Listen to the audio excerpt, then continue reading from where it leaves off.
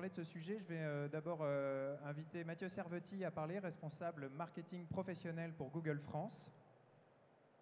Et puis voilà, Mathieu, si vous voulez bien venir, je vous fais je vous passe le micro que je vous avais promis. Et puis vous pourrez lancer vos invités. Vous avez 1 heure, c'est à vous. Merci beaucoup. Merci beaucoup. Bonjour à tous. Alors peut-être avant de commencer, pour me donner un peu de contexte, est-ce que vous pouvez me dire, en levant votre main, qui n'a aucune idée de qui je suis? N'ayez pas peur, levez la main. Ok, ça fait mal. Donc je suis Mathieu Servetti, et même si on ne se connaît pas encore, je suis très content d'être avec vous aujourd'hui.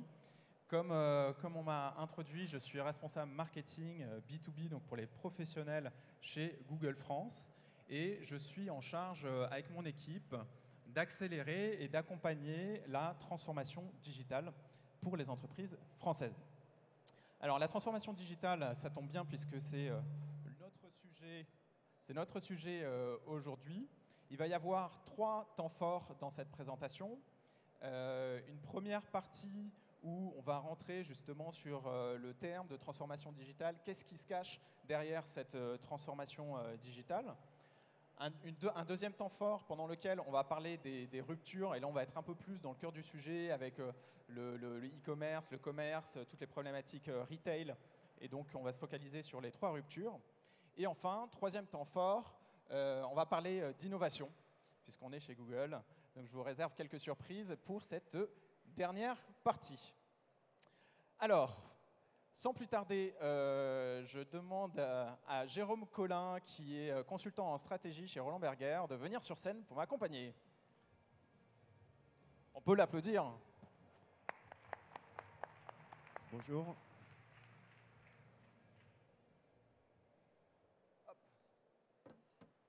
Installe-toi, Jérôme. Merci. Alors, nous allons parler de transformation digitale. Et peut-être que tu peux te présenter en quelques mots pour l'audience, pour qu'ils comprennent pourquoi je t'ai contacté pour parler de cette transformation digitale. Parfait. Bien, bonjour à tout le monde, et puis rebonjour Mathieu. Donc Jérôme Collin, je suis consultant en stratégie. Ça veut dire que depuis une quinzaine d'années, j'accompagne les entreprises dans la prise de décision sur des problématiques complexes. On analyse les tendances de marché, on analyse les évolutions des chaînes de valeur, on analyse les actifs des entreprises et on leur recommande la meilleure marche à suivre. Ce qui signifie très souvent des problématiques autour des investissements et des investissements à long terme en particulier. Et la transformation numérique fait partie de ces problématiques. Depuis une dizaine d'années, je travaille plutôt dans le secteur des médias, des télécoms et des technologies. Et ça m'a emmené forcément à travailler sur la transformation numérique puisque ces entreprises ont été confrontées à cette problématique depuis assez longtemps. Et aujourd'hui, on voit que cette problématique s'étend à tous les secteurs, la distribution, les utilities, les services financiers, même les services publics ou les transports. Donc j'accompagne les clients de Roland Berger autour de cette problématique. Merci Jérôme. Roland Berger a publié il n'y a pas si longtemps une étude qui s'intitulait « L'aventure numérique, une chance pour la France », où il est justement question de transformation digitale. Peux-tu nous dire en quoi elle consiste ? Alors effectivement, je vais faire un petit peu de pub. Nous avons publié cette étude qui est disponible sur notre site. D'ailleurs, je t'en remets une. Nous avons, pour cette étude, observé 500 entreprises de plus de 50 salariés, donc représentatives du tissu industriel et économique français. Et nous avons essayé de comprendre quels étaient les enjeux de la transformation numérique pour elles. Alors peut-être pour répondre à ta question, le premier élément, c'est en quoi ça consiste? Qu'est-ce que c'est que la transformation numérique? Pour nous, elle est autour de 3 éléments. Il ne faut surtout pas s'arrêter à la technologie. La technologie, c'est le point de départ. C'est le premier angle de la transformation numérique. Mais la technologie, c'est un must-have. C'est ce qu'il faut avoir comme point de départ pour commencer sa transformation. Pour nous, il y a 2 autres éléments très, très importants. Le deuxième, c'est de faire évoluer les usages, les manières de travailler. Et le troisième élément, c'est de faire évoluer les hommes, donc la culture à l'intérieur de l'entreprise, les modes de communication, l'implication des salariés dans la transformation et bien entendu le contact à l'intérieur et à l'extérieur de l'entreprise. Pour aller un petit peu plus loin sur cette transformation autour des hommes et des usages, il semble que la transformation numérique, c'est beaucoup de briser les silos. On a des silos à l'intérieur des entreprises, on a des silos à l'extérieur de l'entreprise, dans les relations avec les clients, avec les fournisseurs, avec les chercheurs parfois. Et un début de la transformation numérique, c'est d'aplatir ces silos, d'utiliser les moyens de communication actuels de manière à faire sortir de l'innovation, à responsabiliser les salariés, à travailler en collaboration avec les fournisseurs, avec les chercheurs, de manière à répondre au mieux aux attentes des clients. J'imagine, Jérôme, qu'à travers les missions que tu suis, tu es amené à rencontrer un certain nombre de clients, de problématiques. Est-ce que tu aurais un exemple ou une anecdote un peu à chaud qui présente cette transformation digitale ? Il y a une entreprise que j'aime beaucoup parce qu'elle est très atypique et elle a fait sa transformation numérique, mais pas très peu autour de la technologie, essentiellement autour des hommes et des usages. C'est ça qui est intéressant. Cette société s'appelle Poult. C'est une petite société du sud de la France qui est une biscuiterie. Donc à l'origine, une biscuiterie qui fabriquait essentiellement des produits de marques distributeurs, donc avec des marges relativement faibles, des produits pas forcément très glamour. Et cette société a décidé d'utiliser toutes les techniques de management de la transformation numérique. En particulier, ça signifie aplatir la hiérarchie, responsabiliser les salariés. Donc de plus en plus, les salariés sont organisés en groupes autonomes, complètement responsables de leur outil de production, de leur production, même de la partie ressources humaines. Ils gèrent eux-mêmes les embauches, les absences, etc. C'est une entreprise qui a également décidé de faire venir l'innovation des employés. Un petit peu comme vous le faites chez Google avec le 20%. Lorsque quelqu'un a une bonne idée, il peut la suggérer. Si elle est retenue par ses collègues, il pourra passer 20% de son temps à travailler sur cette innovation. Et ça va au-delà de ces simples transformations de la manière de travailler. Toujours dans le thème de l'innovation, cette entreprise utilise de plus en plus d'outils, de méthodes agiles pour innover de plus en plus vite. Et ça veut dire, par exemple, utiliser de l'impression 3D pour faire des prototypes. Et c'est ce qui est assez impressionnant dans la réussite de cette entreprise, c'est qu'elle était donc à l'origine principalement fabricante de marques de distributeurs et aujourd'hui c'est un des fournisseurs de Michel et Augustin. Donc on a changé de gamme, on est sur quelque chose qui est beaucoup plus trendy, sur quelque chose qui a plus forte valeur ajoutée. Et ce qui est intéressant, c'est que ces recettes qui sont donc commercialisées par Michel et Augustin sont des recettes qui correspondent à des attentes des consommateurs. On est sorti du petit beurre classique, de tous les gâteaux classiques. Et Poult, son fournisseur, a réussi à s'adapter et à coller aux attentes des consommateurs. Et tout ça avec très peu de technologie finalement. Michel et Augustin, que nous connaissons bien aussi, puisqu'on les accompagne de par ailleurs sur leurs problématiques de transformation digitale, en tout cas de visibilité, on va dire, sur Internet. Je reviens un instant sur l'étude. Le numérique, une chance pour la France. Bon, chez Google, on est persuadé, effectivement, c'est une chance, mais de ton point de vue, en quoi, justement, c'est une opportunité pour la France ? D'accord. On va peut-être repartir de pourquoi la transformation numérique, pourquoi elle est nécessaire et d'où vient-elle. Aujourd'hui, les attentes des consommateurs évoluent très très vite et évoluent vers une attente de plus de services. On est tous habitués à avoir le temps de réaction de Google lorsqu'on fait une recherche, à avoir la facilité d'Amazon lorsqu'on effectue un achat. Et tout ça est en train de modifier profondément le rapport entre les clients et les entreprises.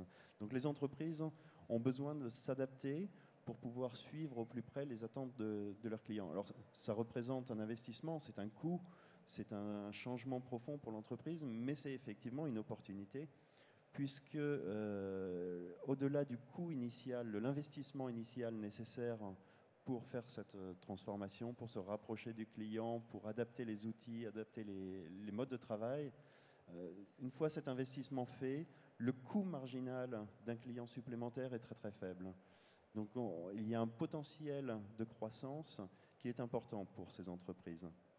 D'autre part, si on regarde les pure players également, on se rend compte que leur mode de fonctionnement est relativement frugal. C'est-à-dire qu'il y a des investissements importants dans les produits, dans le go-to-market pour aller chercher les clients.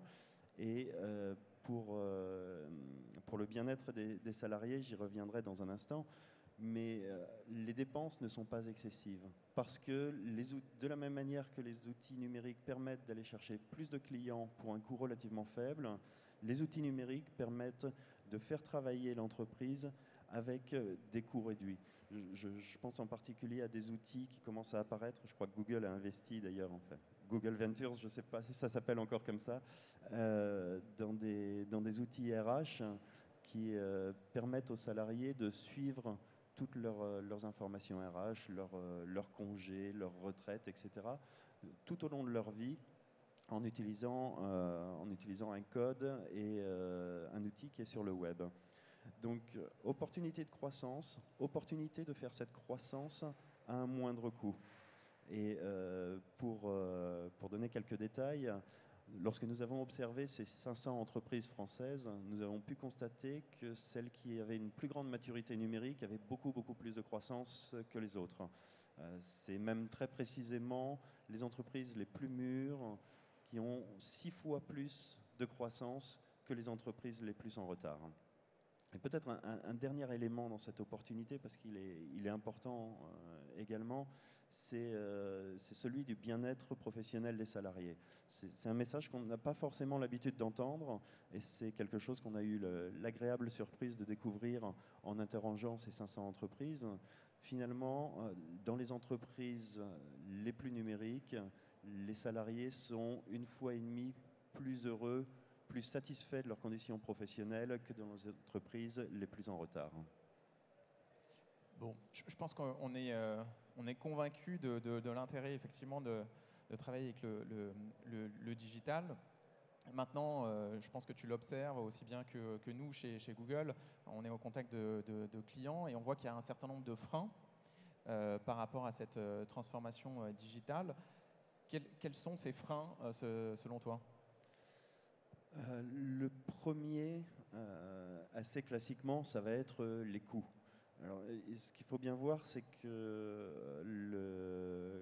comme je l'ai évoqué, non seulement la transformation numérique a un coût, elle nécessite un investissement, mais surtout, il est extrêmement difficile de mesurer cet investissement. Autrefois, lorsqu'on décidait de construire une usine, lancer un produit, se lancer dans un pays, on faisait un business case et puis on pouvait mesurer notre retour sur investissement. Dans le numérique, c'est beaucoup plus compliqué.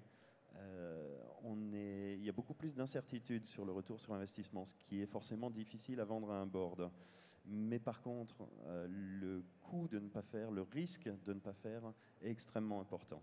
Donc cet investissement initial nécessaire pour commencer à transformer l'entreprise, il ne va pas avoir un ROI de 10%, 15%, 20%, mais par contre, il va éviter pour l'entreprise un gros risque de décroissance.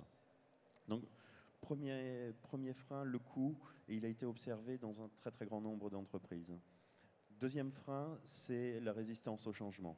C'est toujours difficile, en particulier en France, de changer les habitudes quand ça fonctionne encore. On ne va pas changer si ce n'est pas cassé. On attend d'être au bord du précipice. Et les grands patrons, les patrons de PME, n'ont pas toujours la bande passante nécessaire, donc le temps nécessaire pour pouvoir regarder attentivement la problématique numérique, de pouvoir décider de ces investissements, de ces changements profonds dans l'entreprise. Enfin, on trouve un certain nombre de freins qui sont plus liés à notre tissu historique, à savoir parfois le manque de compétences pour des technologies avancées. Vous devez tous savoir qu'aujourd'hui, un des jobs les plus en demande du côté des entreprises sont les data scientists, par exemple. Nous n'avons pas aujourd'hui le nombre de data scientists nécessaires en France. Un autre frein va être les problématiques de sécurité qui inquiètent tout le monde, puisque toutes les semaines on entend parler de potentiels breach. Et pour terminer, c'est un sujet, je pense, extrêmement important pour les pouvoirs publics, c'est le sujet de la réglementation. Donc, les entreprises font face à une grande incertitude concernant l'évolution de la réglementation, l'adaptation de la réglementation aux nouvelles règles du numérique, et ça freine leurs ambitions, leurs investissements. Alors peut-être dernière question sur cette partie, toujours sur les freins. Selon toi, quelles sont les manières de lever ces freins? Est-ce que tu as des trucs ou des astuces que tu as mis ou que Roland Berger a mis en place? Mais un des constats de l'étude, c'était qu'il y a ce qu'on appelle le paradoxe français. Les consommateurs français sont très avancés dans leur transformation numérique, dans leurs usages numériques, alors que les entreprises le sont moins que la moyenne en Europe. Et ça, c'est un potentiel inexploité, puisque ces consommateurs sont également des salariés. Et lorsqu'ils sont dans leur entreprise, comme moi, ils utilisent un BlackBerry.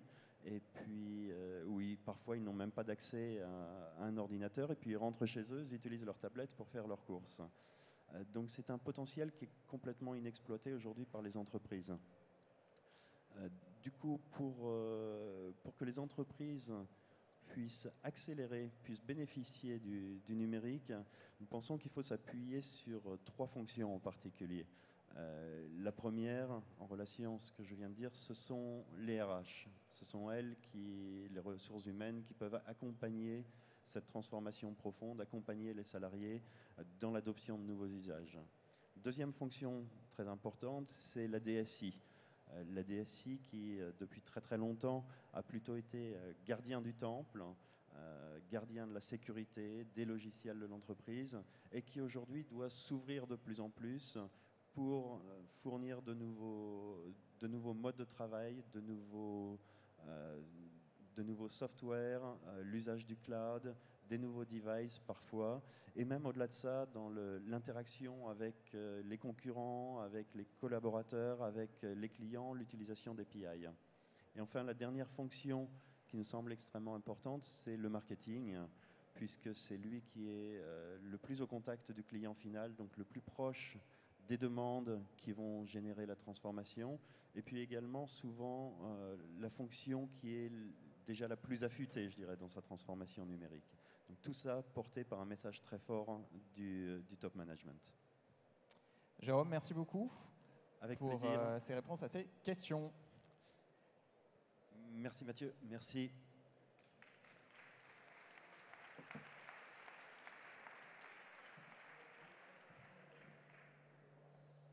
Alors, comme vous voyez, on vous a préparé un résumé. On va pas lire les slides, mais juste pour vous dire qu'à la fin, en fait, on va vous donner un one-sheeter, un petit papier qui résume les grands thèmes, les grands sujets que nous allons aborder aujourd'hui.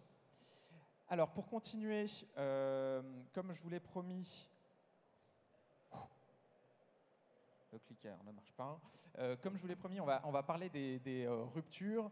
Rupture dans le parcours client, donc on va parler retail, on va parler commerce, on va parler e-commerce, bien évidemment. Et pour parler de rupture, forcément, il faut regarder les usages. Et comme le disait Jérôme tout à l'heure, au niveau des usages, les Français sont plutôt en avance. Et un exemple que j'aime bien donner, c'est celui du mobile. Et en venant à la conférence ce matin, j'ai fait un peu attention dans la rue.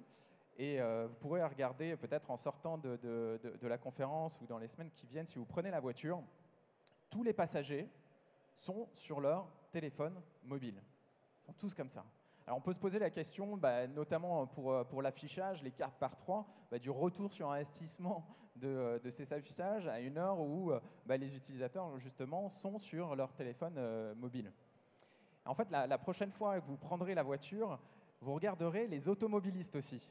Et en fait, c'est hallucinant parce que 3 automobilistes sur 5 sont sur leur téléphone portable. Donc en fait, les gens en voiture ne regardent même pas les affichages, en fait, ils ne regardent même plus la route.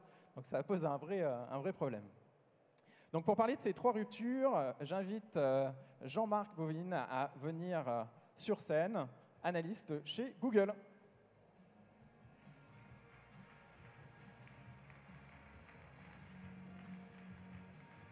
Bonjour à tous. Alors en effet, je suis analyste chez Google et du coup j'ai un métier simple et compliqué à la fois qui est celui d'accompagner certains de nos grands clients dans leur transformation digitale. Alors sauf que transformation digitale, pour eux, qu'est-ce que c'est? En fait, c'est essayer d'avoir la vue la plus centrée sur le client possible et pour ça, c'est essayer de transformer au maximum les grandes ruptures d'expérience client en des zones d'opportunité. Alors du coup, mon challenge aujourd'hui, c'est pendant 20 minutes de vous expliquer ce qu'on a en tête, nous chez Google, ou en tout cas moi personnellement chez Google, quand on parle de rupture d'expérience client. Et un peu au-delà de ce framework, c'est d'essayer de vous montrer quelques exemples de travaux communs qu'on fait et qu'on mène avec nos clients, avec nos plus grands clients, pour aborder ces zones de rupture et pour essayer de les transformer justement en zones d'opportunité. Alors, quand on parle de grandes zones de rupture dans le parcours client, aujourd'hui, ce qu'on a en tête, c'est 3 choses. Alors là, c'est le slide jargon du jour. On a 3 ruptures. La première, c'est la rupture multisource. C'est en fait la rupture qui est née de la densification des parcours en ligne. C'est le fait de dire, en fait, rien que sur un seul appareil, on se connecte à de plus en plus de sites, de plus en plus de types différents. On a des plateformes vidéo, des sites de contenu divers, on a des moteurs de recherche, des comparateurs, etc. Donc pour les entreprises, c'est de plus en plus compliqué d'être capable de réconcilier, d'avoir une vue unique du consommateur, car le consommateur se connecte depuis un seul appareil à de plus en plus de types de sites différents. La deuxième, c'est la rupture cross-device. C'est le fait de dire, oui, mais en fait, il n'y a pas qu'un seul appareil, il y en a plein, et entre autres, on le verra, il y a le mobile qui change pas mal la donne. Et la troisième grande rupture, c'est une des plus anciennes, c'est la rupture omnicanal, online to store, store to online. Donc c'est la rupture entre le monde digital qui a beaucoup évolué dans les dernières années et le monde en magasin où se déroule quand même l'immense majorité des achats aujourd'hui. Alors en fait, ces 3 ruptures pour nos clients, elles posent 2 grands défis. Elles posent un premier défi qui est un défi de mesure. Alors le défi de la mesure, c'est pour toutes les entreprises digitales, le fait d'être capable de répondre à la question, est-ce que la rupture multisource, la rupture cross-device, la rupture omnicanal, est-ce qu'elle me concerne? Et si oui, dans quelle ampleur? Par exemple, quand je dis la rupture cross-device, le fait de la mesurer, c'est être capable de se dire quel est le pourcentage de mes clients ou de mes cibles qui sont sur mobile. Quel est le pourcentage de mes cibles qui achètent sur mobile? Quel est le pourcentage de mes cibles qui se connectent sur mobile? Si oui, à quel moment du parcours d'achat? Qu'est-ce qu'ils attendent sur mobile? Est-ce qu'ils utilisent plutôt un site web? Est-ce qu'ils utilisent plutôt une application mobile? Ça, c'est le premier défi, c'est le défi de la mesure. Le deuxième défi, c'est un défi qui est un défi d'expérience. C'est un défi d'UX. C'est le fait d'être capable de proposer sur des bonnes interfaces, au bon moment, le bon produit, au bon prix. Et vous, vous êtes utilisateur de mobile comme moi, vous le sortez probablement au moins une 50aine de fois par jour. Et l'expérience mobile aujourd'hui, elle est quand même assez souvent déceptive. Alors, ce que je vous propose aujourd'hui, c'est de regarder en fait, sur ces 3 ruptures, quel est ce qu'on considère être l'état du marché, et vous présenter un cas concret d'action menée avec un de nos grands clients sur cette rupture pour essayer de la transformer en zone d'opportunité. Alors, première grande rupture, rupture multisource, je vous le disais, le contexte, c'est densification des comportements en ligne. Donc sur un même appareil, je me connecte de plus en plus de fois à de plus en plus de sites avant de faire éventuellement un achat en magasin. Ça, on le sait, et je veux dire, c'est pas nouveau. Hein. Ça fait, toutes les grandes entreprises digitales le savent. Ce qu'on voit, c'est qu'aujourd'hui, il existe aussi pas mal d'outils qui permettent d'aborder ces ruptures multisources, qui essaient de réconcilier le parcours d'un consommateur sur les différents touchpoints digitaux. Mais ce qu'on observe, c'est quand même qu'on avait fait une étude en 2013, alors ça remonte un petit chouïa, auprès des e-commerçants français pour leur demander quel modèle d'attribution ils utilisaient. Alors le modèle d'attribution, ça a une visée hyper média. En fait, ce qu'on se disait, c'est, vu que les parcours sont très très compliqués en ligne, le risque, c'est de ne pas attribuer le bon poids aux différentes sources et du coup de mal piloter son média, de mettre l'argent sur les mauvais leviers digitaux. Alors, il y avait 79% des e-commerçants qui nous avaient répondu utiliser un modèle d'attribution au last click, donc un modèle qui n'utilise pas, qui ne rend pas compte de la finesse des parcours clients, aussi bien que ce que permettent de faire les outils aujourd'hui. Alors aujourd'hui, c'est probablement moins que 79%, mais c'est probablement encore une majorité. Donc il y a encore énormément d'opportunités du côté de l'analyse de la rupture multisource. Alors je vais vous présenter un exemple d'un travail conjoint avec un client de cette année sur cette rupture multisource. Ce client, c'est Only Apartments. Alors Only Apartments, c'est un acteur qui est né en Espagne, mais ce n'est plus vraiment un acteur espagnol, c'est un acteur global. Ils sont présents dans plus de 100 pays. Et globalement, dans leur vie, quand on discute avec eux, les gens d'Only Apartments ou les gens du digital chez Only Apartments ont deux gros problèmes. Le premier, c'est qu'en fait, ils sont en concurrence frontale avec Airbnb, ce qui a tendance à les inquiéter sur une base assez régulière. Et le deuxième gros challenge qu'ils ont, et le deuxième gros problème, c'est qu'en fait, leur mix média aujourd'hui, il ressemble à ça. Alors, pas tout à fait le mix média, mais c'est l'ensemble de leurs sources en tout cas, l'ensemble de leurs canaux d'acquisition média online. Only Apartments ressemble à ça. Donc vous voyez, on a du social media, du retargeting, de l'email, du paid search. Ils investissent sur leur marque, ils investissent sur des mots-clés génériques, ils font de l'affiliation, ils ont des sites référents. En gros, c'est quand même un sacré bazar. Et la question qui se pose, c'est quel est le bon mix média que je dois mettre qui répond à l'usage véritable qu'ont mes consommateurs de ces différents canaux médias. Alors, ce qu'on a fait avec eux, c'est un vrai travail de cave, hein, c'est-à-dire qu'on a extrait pas mal de parcours utilisateurs pour essayer de comprendre quels étaient les canaux digitaux qui étaient utilisés par les utilisateurs et à quel moment de leur parcours ils les utilisaient. Et on a choisi un modèle d'attribution avec eux qui répondait à leur stratégie. Alors ce modèle d'attribution, on rentre un peu dans la technique, mais c'est ce qu'on appelle un modèle progressif inversé, c'est-à-dire un modèle qui valorise un peu toutes les touches effectuées par l'utilisateur dans son parcours en ligne et qui a tendance à valoriser un peu plus les premières sources. Et pourquoi les premières sources? Parce que Only Apartments valorise énormément le fait, est dans une stratégie d'acquisition hyper forte et valorise particulièrement le fait d'acquérir de nouveaux clients. Ils sont prêts à investir énormément d'argent là-dessus. Donc on a pris un modèle progressif inversé avec quelques critères maison qui permettaient de revaloriser encore l'acquisition de nouveaux clients. Le résultat aujourd'hui pour Only Apartments, qu'est-ce que c'est? C'est un mix média qui change complètement. Hein. C'est-à-dire qu'ils revalorisent l'email, ils se rendent compte que le paid search sur des mots-clés génériques est très rentable pour eux. Et au global, ils changent même le montant de médias online qui fait partie de leur budget total. Ils ont diminué leurs dépenses médias de 10%, mais surtout, en fait, ils ont complètement changé le mix à l'intérieur. C'est-à-dire que le paid search générique est revalorisé de 20% et ils ont diminué en revanche largement le retargeting et l'affiliation, dont ils se sont rendus compte qu'ils leur apportaient moins de clients que ce qu'ils attendaient et surtout des clients potentiellement de moins bonne qualité. Donc aujourd'hui, pour Only Apartments, le résultat, c'est une efficacité média, si on combine les moins 10% et les plus 15%, c'est une efficacité média qui augmente de plus 27%. Donc vous vous rendez compte? Et pourtant, ce n'est pas un acteur peu mature. Hein. C'est un acteur très mature, avec des équipes digitales très compétentes et relativement larges. Mais aujourd'hui, ils ont une énorme zone d'opportunité sur le fait d'attaquer cette rupture multisource. Donc ça, c'est la première grande rupture aujourd'hui. Elle est ancienne, mais elle est encore source d'opportunités. Mieux comprendre sur un seul appareil les différents canaux médias qui sont utilisés par les utilisateurs. Et en fait, le monde, et notre monde en particulier d'analyse digitale, serait relativement simple si en fait on utilisait tout le temps le même appareil. Mais malheureusement, ce n'est pas le cas. Et il y a un élément qui vient complexifier énormément notre job, c'est le mobile. Alors c'est le mobile, et pourquoi il vient complexifier énormément notre job? Parce que non seulement il a rajouté énormément de points d'accès à Internet, mais en plus, il les a changés. C'est-à-dire qu'il a changé les moments d'accès à Internet et il a fragmenté complètement l'expérience. Quand on regarde aujourd'hui les statistiques de sortie de téléphone des poches, on peut atteindre très facilement des chiffres de 50 à 100 sorties de téléphone par jour, avec des sessions qui sont hyper courtes. C'est-à-dire que vous allez regarder votre téléphone pendant 15 secondes, 30 secondes, 1 minute, 2 minutes. Donc vous n'avez pas le temps de vivre l'expérience complète que vous propose le site de la marque. En revanche, dans ces 15 secondes, 30 secondes, 1 minute, 2 minutes, vous attendez quelque chose de particulier.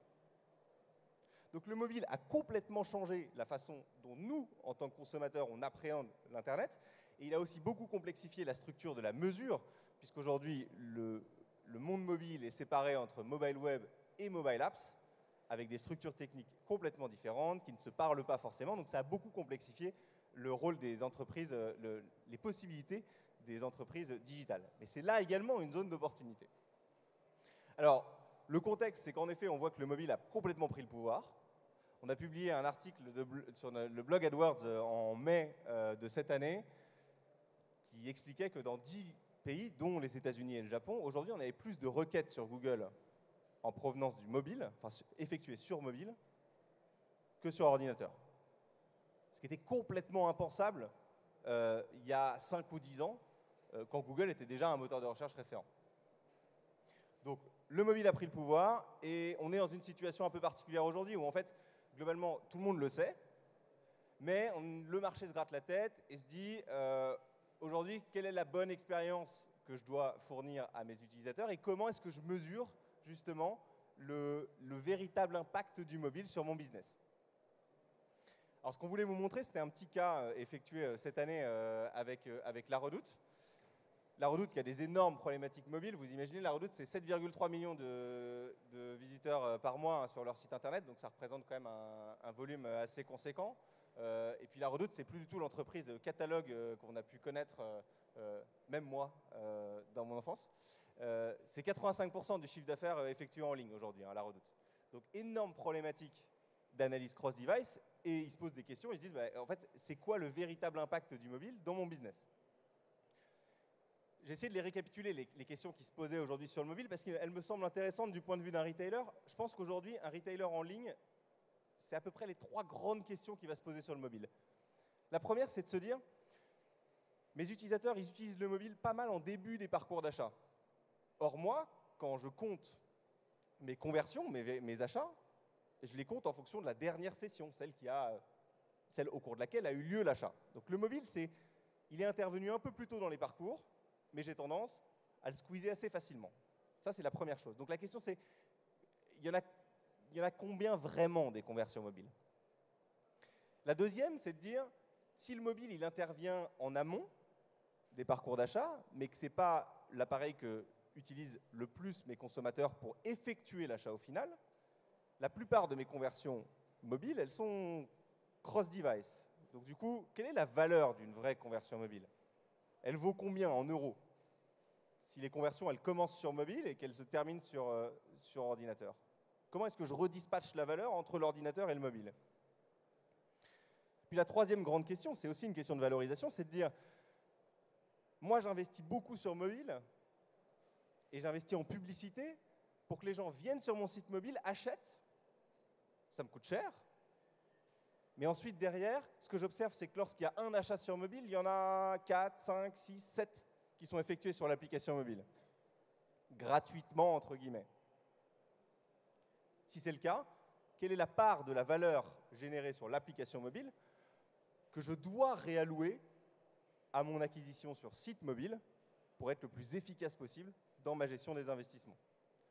Alors avec La Redoute, on n'a pas répondu aux 3 questions, mais on a essayé de répondre à la première, c'est est-ce que vous comptez bien aujourd'hui votre nombre de conversions mobiles? En fait, je pense que j'ai un faux clicker et que quelqu'un passe les slides quand il me voit appuyer.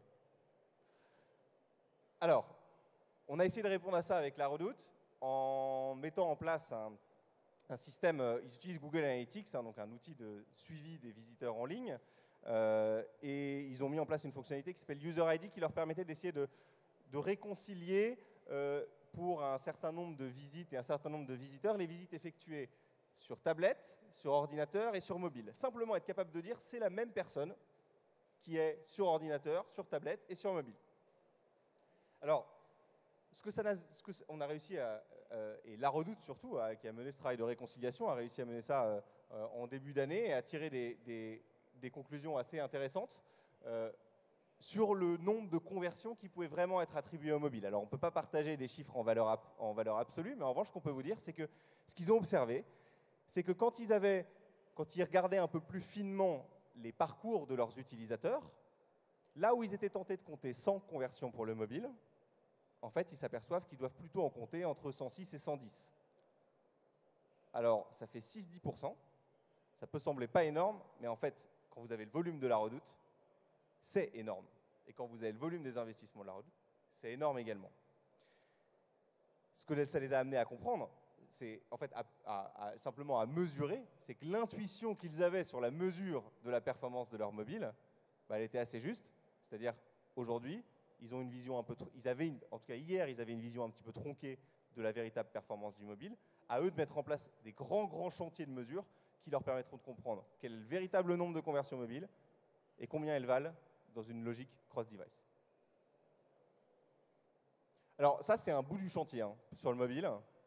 Nous, on est attentifs à un autre bout du chantier, qui est le chantier de l'expérience. C'est-à-dire que en fait, là, quand on mesure les conversions cross-device, le véritable poids du mobile, en fait, on n'a rien changé à l'expérience, on n'a rien changé au site. Le site La Redoute, ordinateur, tablette, mobile, c'est resté le même.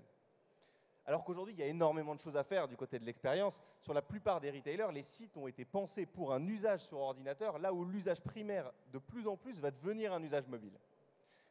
Alors nous, chez Google, on n'est pas spécialement hyper bien placé pour parler du X, si ce n'est le fait qu'on est en contact avec énormément de clients et que du coup, on est amené à naviguer peut-être encore plus que d'autres personnes sur des sites mobiles et sur des sites de retailers. Ce qu'on voulait vous partager, c'est simplement 2 exemples, en tout cas que moi, je trouve hyper intéressants dans l'approche du mobile aujourd'hui. Le premier exemple, c'est un exemple qui provient du travel, c'est Air France. Air France qui a lancé une application mobile avec donc la possibilité tout simplement de réserver un billet d'avion. Et en fait, quand on creuse un peu la différence entre l'application mobile d'Air France et leur site pour ordinateur, on s'aperçoit qu'il y en a une qui est hyper forte et qui est assez intéressante. C'est une fonctionnalité qui s'appelle garantie mobile gratuite. C'est la possibilité que vous avez sur l'application mobile d'Air France de geler le prix d'un billet d'avion pendant 24 heures. Alors cette fonctionnalité, elle est gratuite sur l'application mobile d'Air France. Elle coûte 5 € sur le site pour ordinateur d'Air France, donc potentiellement j'ai fait faire quelques économies à certains d'entre vous. Mais ce qui est hyper intéressant, c'est qu'en fait ce que se dit Air France en mettant cette fonctionnalité gratuite, c'est j'ai conscience que la plupart de mes utilisateurs qui vont ouvrir mon appli n'auront pas le temps d'aller jusqu'au bout. Donc, je dois leur autoriser, je dois leur donner des portes de sortie hyper fréquemment. Et là, en l'occurrence, ils commencent, ils ont cherché un vol, il y a lieu de départ, lieu d'arrivée, la date, nombre de personnes. En fait, j'ai déjà plein d'infos. Il faut que j'autorise l'utilisateur à s'arrêter là et à reprendre quand il veut. Et ça, c'est une logique qui est hyper importante et qui n'est pas encore courante sur les sites mobiles des retailers français. Ça, c'est la première chose. Et le deuxième exemple que j'ai pour vous, alors ça, c'était le slide d'avant. Non, pardon.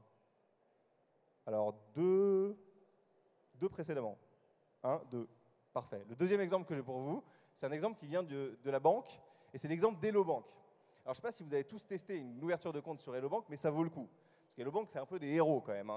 En gros, ils se sont dit, on va faire une banque 100% mobile, sachant que bon, vous avez tous ouvert des comptes bancaires. L'ouverture d'un compte bancaire, c'est hyper long. C'est-à-dire qu'il y a plein de formulaires, etc. C'est vraiment c'est un enfer dans le monde physique.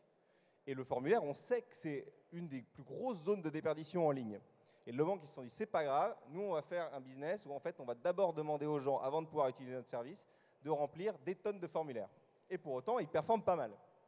Alors, comment est-ce qu'ils font? Ce qui est hyper intéressant, c'est qu'en fait, la personne démarre sur le site mobile d'Hello Bank et très rapidement, vous voyez l'écran de gauche apparaître qui est poursuivre sur mobile ou poursuivre plus tard. C'est-à-dire qu'Hello Bank se dit, je sais que cette personne qui se connecte sur mon site, elle n'ira pas au bout.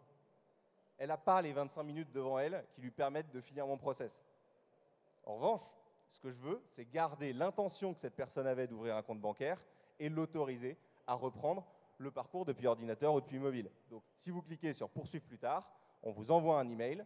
C'est hyper simple techniquement. Lorsque vous cliquez sur l'email, si vous êtes sur mobile, on vous affiche la version mobile. Si vous êtes sur ordinateur, on vous affiche la version ordinateur du site.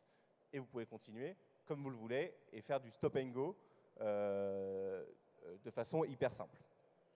Tout ça, c'est dans une logique d'amélioration des taux de conversion, mais c'est surtout hyper empathique, c'est-à-dire que ça prend acte du fait que l'utilisation du mobile est très fragmentée et est complètement différente de celle qu'on avait l'habitude de voir sur desktop ou sur tablette. Ça, c'est la deuxième rupture. La troisième grande rupture qu'on observe, c'est la rupture omnicanal. Et en fait, c'est la plus ancienne des ruptures. C'est la rupture entre le monde digital et les magasins. Ce qui est hyper intéressant dans cette rupture, c'est qu'en fait, comme l'usage digital s'est complexifié énormément au cours des dernières années, en fait, les attentes des visiteurs lorsqu'ils arrivent en magasin sont complètement différentes de celles qu'ils avaient il y a quelques années. Le contexte, hyper intéressant, c'est énorme diminution dans le monde entier, et particulièrement dans les pays développés, du nombre de visites en magasin.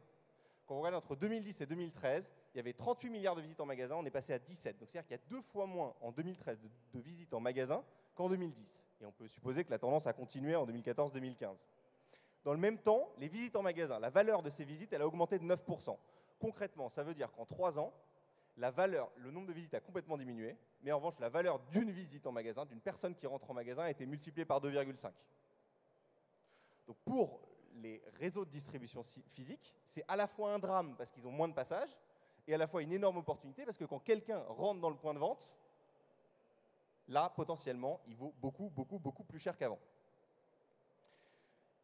Alors, le gros défi pour les entreprises digitales aujourd'hui, c'est d'être capable de réconcilier leurs data sur les parcours en ligne des visiteurs et sur les actions qui sont effectuées en magasin, vous vous en doutez, pour être capable en magasin de proposer une expérience la plus personnalisée possible en fonction de ce que le visiteur a fait en ligne précédemment en préparation de son achat. Et alors là, ce qu'on voulait vous montrer, c'était un exemple et un cas qui a été réalisé, c'était une première mondiale en tout début d'année 2015 avec les Galeries Lafayette sur la mesure justement de l'effet omnicanal. Alors les Galeries Lafayette, même chose, hein, des énormes enjeux online to store. Les Galeries Lafayette, c'est plus d'une 50aine de magasins. Quand on approche de Noël, on peut avoir jusqu'à 1 million de visiteurs dans les Galeries Lafayette par jour. Hein. Pour ceux qui passent par le boulevard Haussmann, ils peuvent s'en rendre compte de temps en temps. Et c'est aussi une énorme activité en ligne sur galerielafayette.com, donc un enjeu de maîtrise des données qui est hyper important. Et en fait, plus précisément, leur enjeu et la question à laquelle les Galeries Lafayette voulaient répondre, c'est quel est le véritable ROI de mes investissements médias online? Alors qu'on peut récapituler un peu sous cette formule-là, qui est CA online, donc le CA que je génère sur mon site internet, plus en gris le CA que je génère en magasin, mais qui a été influencé d'une manière ou d'une autre par mes investissements digitaux, le tout divisé par mes investissements digitaux, en rouge. Alors globalement, hein, les Galeries Lafayette, ils connaissaient très très bien le montant en vert, hein, le CA online, il n'y avait aucun souci. Le montant en rouge était également une évidence pour eux. En revanche, la véritable zone de travail, c'est le chiffre en gris, c'est quoi mon CA généré en magasin qui a été influencé d'une façon ou d'une autre par le digital. Et c'est à ça qu'on a essayé de répondre en mettant en place, avec les Galeries Lafayette, un mode d'analyse sur une période déterminée en tout début d'année sur une 50aine de magasins. On a analysé pas mal de transactions en magasin et surtout on a essayé de voir avec les Galeries Lafayette quels étaient les comportements en ligne qui étaient associés à ces visiteurs-là. Donc là, c'est Galeries Lafayette qui a simplement pris les données de son site en ligne et les données de ses magasins en essayant de les relier, d'essayer de comprendre s'il y avait eu des interactions en ligne qui précédaient les passages en magasin. Et ils ont eu des chiffres hyper intéressants pour les Galeries Lafayette. Parce que si on remet un petit peu d'histoire là-dedans, les Galeries Lafayette, c'est comme le bon marché. Hein. La promesse des Galeries Lafayette, c'est fin du 19e siècle, c'est « venez chez nous, vous trouverez tout ce que vous voulez ». Donc c'est un peu l'anti-online to store. Vous n'avez pas besoin de préparer votre achat. Venez aux Galeries Lafayette il y a tout. Alors, ce dont ils se sont rendus compte avec leurs données, c'est qu'au moins 20% des transactions magasins étaient précédées d'une visite en ligne, sur leur site à eux. Pour les 80% restants, ça ne veut pas dire qu'il n'y a pas de visite en ligne, c'est juste qu'on ne sait pas. Donc l'effet online to store, il est fort. Ce qu'on voit aussi, c'est que dans ces visites-là, il y en a 20% qui étaient effectuées avec un smartphone, donc effet mobile to store hyper fort, et que ces visites-là, elles étaient à 50% effectuées le jour qui précédait, dans la même journée que l'achat. Donc là, il y a un enjeu d'instantanéité qui est très important dans le lien entre ce qui se passe sur le site, et en particulier le site mobile, et ce qui se passe dans les magasins. Et vous imaginez qu'avec ces données-là, on est assez convaincant quand on explique aux Galeries Lafayette qu'en effet, le visiteur, le client des Galeries Lafayette, il attend une fluidité d'expérience entre le site et les boutiques et les grands magasins qui est totale.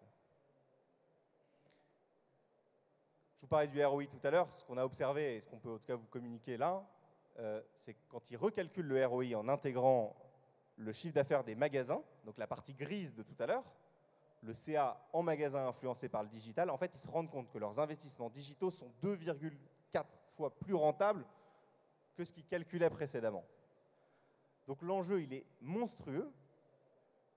Ce n'est pas uniquement de dire où est-ce que je mets mon budget digital sur les différents canaux, c'est quelle est la taille de mon budget marketing digital par rapport à la taille de mon budget marketing offline. C'est quoi la véritable valeur de mon investissement online. Alors en synthèse, nous on pense qu'en fait sur ces sujets-là, et on est vraiment qu'au tout début du chemin, on n'a pas du tout encore la vérité ni toutes les réponses. Ce qu'on sent venir, c'est simplement qu'on va avoir une interconnexion du monde offline et du monde online de plus en plus importante, une expérience en magasin qui met plus en valeur le digital, mais aussi un digital, et en particulier nous on a un rôle à jouer dans le moteur de recherche, qui dirige de plus en plus vers les magasins locaux en montrant quels sont les magasins ouverts, avec quels produits disponibles, avec quel prix, etc. Donc on va avoir une interconnexion de plus en plus importante, avec un gros enjeu pour les clients, et pour pour nos clients, mais du coup pour toutes les entreprises digitales, qui est d'avoir un système de données le plus homogénéisé possible entre les actions effectuées online et les actions effectuées offline.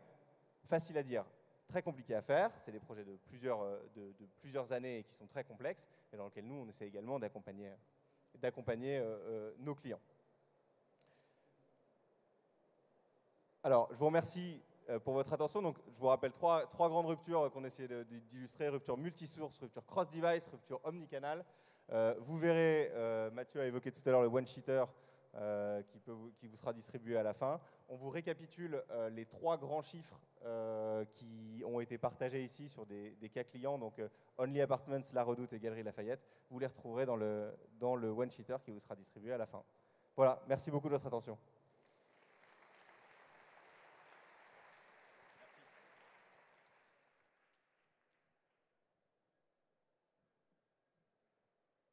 Alors pour cette dernière partie, nous avons un grand défi puisque normalement c'est fini, comme on a commencé un peu en retard, mais je me suis proposé de quand même parler de l'innovation juste en 3 points. Ça va être hyper rapide. Si on veut bien remettre les slides, parce que je sais que vous avez envie de voir ce qui se passe chez Google, et c'était un peu ma mission, c'était de vous faire rentrer chez Google pour vous montrer un petit peu comment ça se passe chez Google. Donc l'innovation chez Google, on a pas mal de principes. Donc on a vu Suzanne qui a 8 principes. On a d'autres grands patrons de Google qui ont plein de principes. Mais je voulais aller à l'essentiel et vous parler de l'innovation qui est finalement au cœur de l'ADN de Google. Et ça, si je me rappelle, il y a 5 ans, quand je suis arrivé chez Google, quand on arrive, on nous donne 2 choses. La première, c'est la fameuse casquette de Noogler. Donc, c'est les nouveaux Googlers, les nouveaux employés de Google qui ont une casquette. C'est l'avantage d'être hyper sympa. Et avec ça, on peut poser toutes les questions parce qu'on n'a pas du tout l'air ridicule.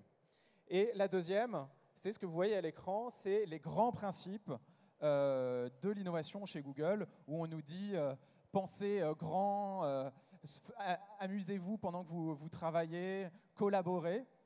Et donc, il y a pas mal de principes, mais moi, j'en ai retenu 3 et c'est ce que je voulais vous présenter aujourd'hui.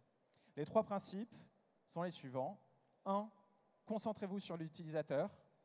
2, créez un environnement de liberté pour l'innovation. Et 3, ce qu'on appelle le 10X, Think Big. Donc imaginez des choses qui sont réellement en rupture par rapport à l'environnement dans lequel vous travaillez.